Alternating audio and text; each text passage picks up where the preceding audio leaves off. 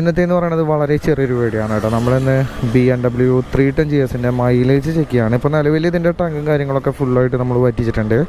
Correct 1 litre petrol ഒഴിച്ചിട്ട് എത്രത്തോളം kilometre വണ്ടി ഓടുന്നതാണ് നമ്മളിപ്പോൾ നോക്കാൻ പോണത്.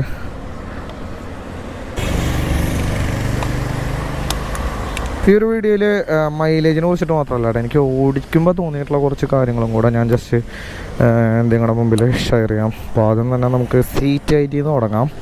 835 mm ആണ് ഈ ഒരു വണ്ടിയുടെ സീറ്റ് ഹൈറ്റ് എന്ന് പറയുന്നത്. ഇപ്പോൾ എൻ്റെ ഒരു ഹൈറ്റ് എന്ന് പറയുന്നത് 5.5 ആണ്.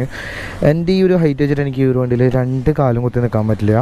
അപ്പോൾ ഞാൻ മുമ്പത്തെ വീഡിയോയിൽ പറഞ്ഞ പോലെ തന്നെ നിങ്ങളുടെ ഹൈറ്റ് എന്ന് പറയുന്നത് ഒരു 5.5 താഴെ ആണെച്ചാൽ മസ്റ്റായിട്ടും നിങ്ങൾ ഈ ഒരു വണ്ടി പോയിട്ട് ടെസ്റ്റ് ഡ്രൈവ് അടിച്ചതിന് ശേഷം മാത്രം എടുക്കാൻ ശ്രമിക്കുക. ഇനിയിപ്പോൾ നിങ്ങളുടെ ഹൈറ്റ് എന്ന് പറയുന്നത് 5.5 താഴെയാണ്, പക്ഷേ നിങ്ങൾക്കൊരു BMW വണ്ടി വേണം, വലിയ തരത്തിലുള്ള ബഡ്ജറ്റൊന്നും നിങ്ങളുടെ ഭാഗത്തില്ലെങ്കിൽ ഇതിൻ്റെ തന്നെ ഈ ഒരു സെയിം എഞ്ചിൻ സ്പെക്ക് വെച്ചിട്ടുള്ള വേറൊരു വണ്ടിയാണ് നമ്മുടെ BMW തന്നെ 310R എന്ന് പറഞ്ഞിട്ടുള്ള ബൈക്ക്. അപ്പോൾ അതിന് സീറ്റ് ഹൈറ്റും കാര്യങ്ങളൊക്കെ വളരെ കുറവാണ് കേട്ടോ. നമുക്ക് ആ ഒരു ബൈക്ക് ട്രൈ ചെയ്യാം. ഇപ്പോൾ നമ്മൾ നിന്നോർത്തുനിന്ന് കുറച്ചൊരു 100 മീറ്റർ കയറ്റി നിർത്തിയതാണ് കേട്ടോ. അവിടെ പെട്ടെന്ന് വണ്ടികൾ കയറി വരുന്ന കാരണം ഇപ്പോൾ ട്രിപ്പും കാര്യങ്ങളൊക്കെ നമ്മൾ റിസെറ്റ് ചെയ്തിട്ടുണ്ട്. അപ്പോൾ അത് തന്നെ വണ്ടിയുടെ എഞ്ചിൻ സൈഡ് എടുത്ത് നോക്കാൻ വെച്ചാൽ അത്യാവശ്യം നല്ല പവർഫുൾ ആയിട്ടുള്ളൊരു എഞ്ചിനാണ് ഈ ഒരു ബൈക്കിൽ കൊടുത്തിട്ടുള്ളത്. ഇനീഷ്യൽ പവർ പോലെ തന്നെ അത്യാവശ്യം നല്ല രീതിയിൽ തന്നെ ടോപ്പ് എൻഡും ഈ ഒരു വണ്ടിയുടെ ഭാഗത്ത് നിന്നുണ്ട്. ഏകദേശം ഒരു 140-145 വരെ സിമ്പിളായിട്ട് നമുക്ക് കയറ്റി കൊണ്ടുപോകാം. ഒരൊറ്റ ഗിയറിലും ലാഗും കാര്യങ്ങളൊന്നും ഫീൽ ചെയ്തിട്ടില്ല. 6 ഗിയറിലും അതിൻ്റേതായിട്ടുള്ള പെർഫോമൻസ് ഉണ്ടെന്ന് പറയാം. ഇനി ഗിയർ ബോക്സിൻ്റെ ഭാഗം എടുത്ത് നോക്കാൻ വെച്ചാൽ അത്ര സ്മൂത്ത് ആയിട്ടുള്ളൊരു ഗിയർ ബോക്സ് അല്ല ഈ ഒരു ബൈക്കിൽ കൊടുത്തിട്ടുള്ളത്. ഇപ്പോൾ നമ്മുടെ ഡ്യൂക്ക് 250 അല്ലെങ്കിൽ ഇപ്പോൾ ഡൊമിനാറിൻ്റെ ഒക്കെ ഗിയർ ബോക്സിൻ്റെ അത്രയും പെർഫോമൻസ്, അത്രയും സ്മൂത്ത് ആയിട്ടുള്ളൊരു ഗിയർ ബോക്സ് അല്ല ഈ ഒരു ബൈക്കിൻ്റെ. പിന്നെ സിഗ്നൽ അല്ലെങ്കിൽ ഒരു അത്യാവശ്യം നല്ല ബ്ലോക്കുള്ള സമയത്ത് നമ്മൾ പെട്ടെന്ന് വണ്ടി ക്ലച്ച് വിട്ടെടുക്കുന്ന സമയത്ത് ഭയങ്കരമായിട്ടൊരു പ്ലേറ്റ് വീഴണ സൗണ്ടോട് കൂടിയിട്ട് ഞാൻ റോയൽ എൻഫീൽഡിൻ്റെ ബൈക്കുകളിലാണ് ശരിക്കും അത് കണ്ടേക്കുന്നത്. അത്തരത്തിൽ വണ്ടി ഓഫായി പോണ പോലെ ഫീൽ ചെയ്തു. പിന്നെ വൈബ്രേഷനൊക്കെ ഉണ്ടോയെന്ന് ചോദിക്കാൻ വെച്ചാൽ നോർമലായിട്ടുള്ള സിംഗിൾ സിലിണ്ടർ ബൈക്കുകളൊക്കെ പോലെ തന്നെ വൈബ്രേഷൻ ഈ ഒരു വണ്ടിക്കും വന്നിട്ടുണ്ടെന്ന് പറയാം. എന്നാലും സഹിക്കാൻ പറ്റുന്ന തരത്തിലുള്ള വൈബ്രേഷനാണ്. മാരകമായിട്ടുള്ള വൈബ്രേഷനും കാര്യങ്ങളൊന്നും ഫയറിങ്ങിൻ്റെ ഭാഗത്തൊന്നുമില്ല. ഫയറിങ്ങൊക്കെ അത്യാവശ്യം നല്ല ക്വാളിറ്റി തന്നെയാണ് കേട്ടോ, എടുത്ത് പറയേണ്ട ഒരു കാര്യമാണ്. അതായത് BMW ഫയറിങ്ങിൻ്റെ കാര്യത്തിലൊന്നും യാതൊരു തരത്തിലുള്ള വിട്ടുവീഴ്ചയൊന്നും ചെയ്തിട്ടില്ല. ഇനി വണ്ടിയുടെ ലുക്കൊക്കെ കാണുമ്പോൾ നമുക്ക് ഭയങ്കരമായിട്ട് ഹെവി ആയിട്ടുള്ളൊരു വണ്ടി അതൊക്കെ ഫീൽ ചെയ്യും. പക്ഷേ നമുക്ക് നേരത്തെ പറഞ്ഞ പോലെ തന്നെ സിമ്പിളായിട്ട് കൊണ്ടു നടക്കാം കേട്ടോ. 169 കിലോഗ്രാം മാത്രമാണ് വണ്ടിയുടെ ഭാരം എന്ന് പറയുന്നത്. പക്ഷേ നമുക്കിത് ഓടിക്കുന്ന സമയത്ത് ഭയങ്കര ലേറ്റായിട്ടാണ് ഫീൽ ചെയ്യുള്ളൂ. ഇപ്പോൾ എക്സ്പൾസിനായിട്ട് കുറച്ച് ഉയരത്തിലിരിക്കണ പോലത്തെ ഒരു ഫീലിംഗ് ഉണ്ട്. എക്സ്പൾസിനായിട്ട് ഒരു പൊടിക്ക് വെയിറ്റ് കൂടുതലുണ്ടെന്ന് മാത്രമാണ് എനിക്കിത് ഓടിക്കുമ്പോൾ ഫീൽ ചെയ്യണത്. ഹിമാലയൻ്റെ അത്ര ഹെവി ഒന്നല്ല. ഇനി ഹെഡ്ലൈറ്റിൻ്റെ ഭാഗം എടുത്ത് നോക്കാൻ വെച്ചാൽ നമുക്ക് ഹെഡ്ലൈറ്റിൻ്റെ സ്ഥാനത്ത് ഒരു ഹലോജൻ ബൾബാണ് കേട്ടോ വന്നിട്ടുള്ളത്. പെർഫോമൻസ് ഒരു രക്ഷയില്ല. അത്യാവശ്യം നല്ല പ്രകാശമുള്ള ഒരു പവർഫുൾ ആയിട്ടുള്ള ഒരു ഹെഡ്ലൈറ്റാണ് ഈ ഒരു ബൈക്കിൽ കൊടുത്തിട്ടുള്ളത്. എക്സ്ട്രാ നമുക്ക് പ്രകാശത്തിന് വേണ്ടിയിട്ട് ഫോഗ് ലാമ്പും കാര്യങ്ങളൊന്നും ഈ ഒരു ബൈക്കിൽ ഫിറ്റ് ചെയ്യേണ്ടതായിട്ടില്ല. ഇനി സസ്പെൻഷൻ്റെ ഭാഗത്ത് നോക്കാൻ വെച്ചാലും ഒരു രക്ഷയില്ലാത്ത പെർഫോമൻസ് ആണ് സസ്പെൻഷൻ്റെ ഭാഗത്തുനിന്ന്. ഈ ഒരു മോഡലിൽ നമുക്ക് ഫ്രണ്ടിൽ USD ഫോർക്കും ബാക്കിൽ ഒരു അഡ്ജസ്റ്റബിൾ മോണോഷോക്കൊക്കെയാണ് വന്നിട്ടുള്ളത്.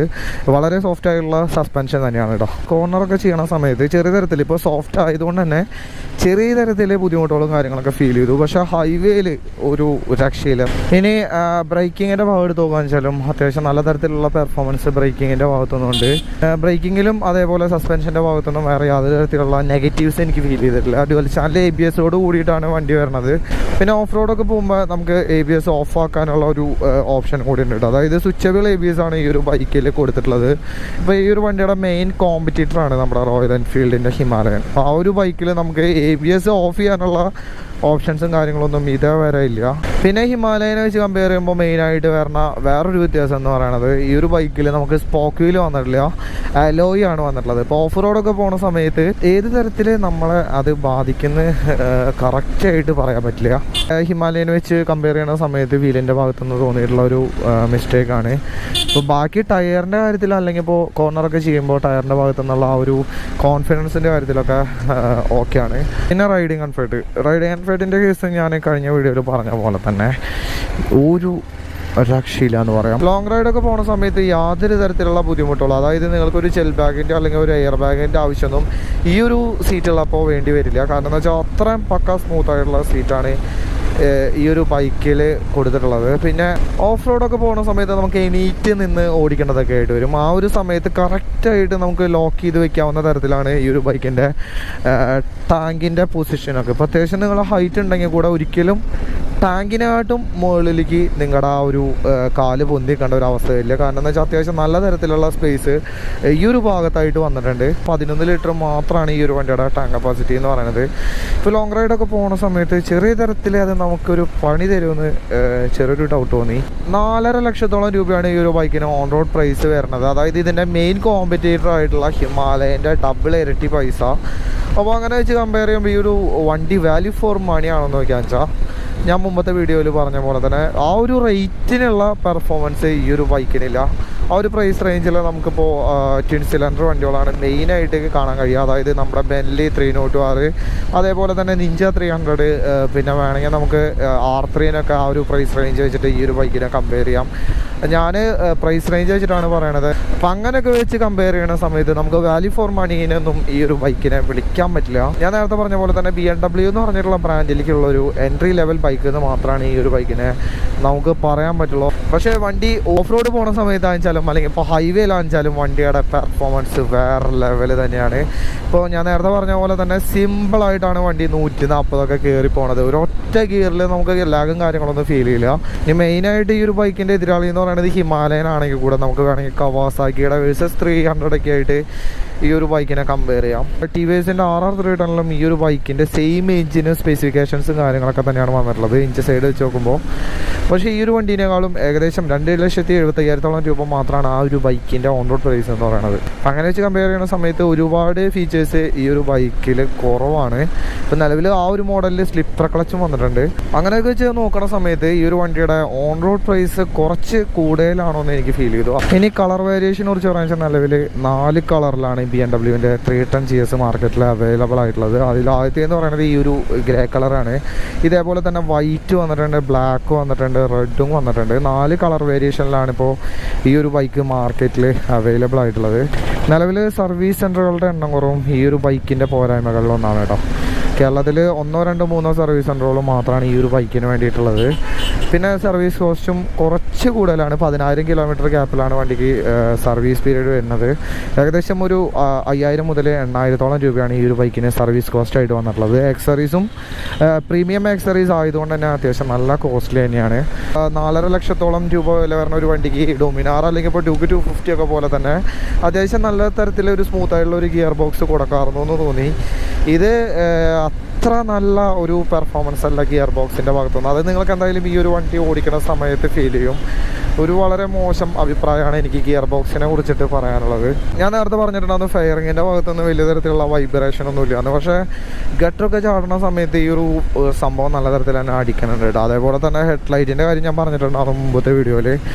നമ്മൾ നൈറ്റൊക്കെ ചെറിയ തരത്തിലുള്ള ഗട്ടർ ആടുമ്പോഴേക്കും ഭയങ്കരമായിട്ട് ഹെഡ്ലൈറ്റ് ഷെയ്ക്കണ പോലത്തെ ഒരു ഫീൽ തോന്നി. എന്നെ സംബന്ധിച്ച് എനിക്ക് ഈ ഒരു വണ്ടി ഓടിക്കുമ്പോൾ ഹിമാലയനും എക്സ്പൾസിനും ഇടയിൽ, അതായത് സെൻട്രലിൽ നിൽക്കുന്ന ഒരു വണ്ടിയുടെ പോലെയാണ് ഫീൽ ചെയ്തത്. അതിൻ്റെ ആ ഒരു വെയിറ്റും കാര്യങ്ങളൊക്കെ വെച്ച് കമ്പയർ ചെയ്യണ സമയത്ത് പെർഫോമൻസ് വെച്ച് കമ്പയർ ചെയ്യുമ്പോൾ ഈ 2 വണ്ടികളായിട്ടും ഇത്തിരി കൂടുതൽ പെർഫോമൻസ് ഈ ഒരു ബൈക്കിൻ്റെ ഭാഗത്തു നിന്നാണ് ഫീൽ ചെയ്യണത്. 2 വണ്ടികളിലും ടോപ്പ് എൻഡിന് വലിയ തരത്തിലുള്ള പ്രാധാന്യം കൊടുക്കണില്ല. 5 സ്പീഡ് ഗിയർ ബോക്സും കാര്യങ്ങളൊക്കെയാണ് വന്നിട്ടുള്ളത്. പിന്നെ ഓഫ് റോഡ് ബൈക്ക് എന്നുള്ളൊരു നിലയ്ക്ക് പറഞ്ഞു വരുമ്പോൾ നമുക്ക് ഹിമാലയനിൽ ABS ഓഫ് ആക്കാനുള്ളൊരു സംവിധാനം നിലവിലില്ല. പിന്നെ എക്സ്പൾസിനെ സംബന്ധിച്ച് ആ ഒരു ബൈക്കിൽ സിംഗിൾ ചാനൽ ABS ആണ് വന്നിട്ടുള്ളത്. ഈ പ്രോബ്ലംസ് ഒന്നും ഈ ഒരു ബൈക്കിൽ എനിക്ക് കാണാൻ പറ്റിയില്ല. ഇനി ഇത് കഴിഞ്ഞ് വരുന്ന മോഡൽസ് എന്ന് പറയുന്നത് നമ്മുടെ ബെൻലിയുടെ 502X എന്ന് പറഞ്ഞിട്ടുള്ള ബൈക്കാണ്. ഇനി മീറ്ററിൻ്റെ ഭാഗം കൂടെ ജസ്റ്റ് ഒന്ന് ഞാൻ പറയാം. ഈ ഒരു പ്രൈസ് റേഞ്ചിൽ വെച്ചിട്ട് കമ്പയർ ചെയ്യുന്ന സമയത്ത് അത്യാവശ്യം നല്ല തരത്തിൽ ഫീച്ചേഴ്സ് ഉള്ള മീറ്ററുകളാണ് ബാക്കി എല്ലാ ബൈക്കുകളിലും വന്നിട്ടുള്ളത്. ഇപ്പോൾ ഇത്തിരി കൂടെ അഡ്വാൻസ്ഡ് ആയിട്ടുള്ള മീറ്റർ നമ്മുടെ ഡ്യൂക്ക് 390 ആണെന്ന് തോന്നുന്നു. അതിൽ TFT ഡിസ്പ്ലേയും കാര്യങ്ങളും എല്ലാം വന്നിട്ടുണ്ട്. പിന്നെ എക്സ്പൾസിനൊക്കെ സംബന്ധിച്ചിട്ട് നിലവിൽ ബ്ലൂടൂത്ത് കണക്ടിവിറ്റി വരെ ആ ഒരു ബൈക്കിൻ്റെ മീറ്ററിലൊക്കെ വന്നിട്ടുണ്ട്. ഈ ഒരു ബൈക്കിൻ്റെ മീറ്റർ വെച്ച് കമ്പയർ ചെയ്യുന്ന സമയത്ത് വളരെ ബേസ് ആയിട്ടുള്ള ഡീറ്റെയിൽസ് മാത്രമാണ് ഈ ഒരു മീറ്ററിൽ കൊടുത്തിട്ടുള്ളത്. നമ്മുടെ TVS RR310 മീറ്റർ ഈ ഒരു മീറ്ററിനേക്കാളും ഒരുപാട് ബെറ്റർ ആണെന്ന് എനിക്ക് തോന്നി. ഈ ഒരു മീറ്ററിനെ സംബന്ധിച്ച് നോക്കുമ്പോൾ ആ ഒരു മീറ്ററിൽ ഒരുപാട് ഓപ്ഷൻസ് ഫീച്ചേഴ്സും കാര്യങ്ങളൊക്കെ കൂടുതൽ വന്നിട്ടുണ്ട്. അപ്പോൾ പെട്രോൾ കംപ്ലീറ്റ് ആയിട്ട് കഴിഞ്ഞിട്ട് വണ്ടി നിന്നു കേട്ടോ. അപ്പോൾ വണ്ടി ഓടിയ കിലോമീറ്റർ എന്ന് പറയുന്നത് 33 കിലോമീറ്ററും 500 മീറ്ററും, അതായത് 33.5 കിലോമീറ്ററാണ് നമുക്ക് 1 ലിറ്റർ പെട്രോളിൽ ഈ ഒരു ബൈക്കിന് മൈലേജ് കിട്ടിയേക്കണത്. അപ്പോൾ വലിയ തർക്കേടില്ലാത്ത രീതിയിലുള്ള ഒരു മൈലേജ് തന്നെയാണ് നമ്മുടെ BMW-ൻ്റെ 310 GS എന്ന് പറഞ്ഞിട്ടുള്ള ഈ ഒരു ബൈക്കിന് വന്നിട്ടുള്ളത്. RR 310 ഏകദേശം ഈ ഒരു സെയിം മൈലേജ് തന്നെയായിരുന്നു കേട്ടോ നമ്മൾ ചെക്ക് ചെയ്തപ്പോൾ കിട്ടിയിട്ടുണ്ടാകുന്നത്.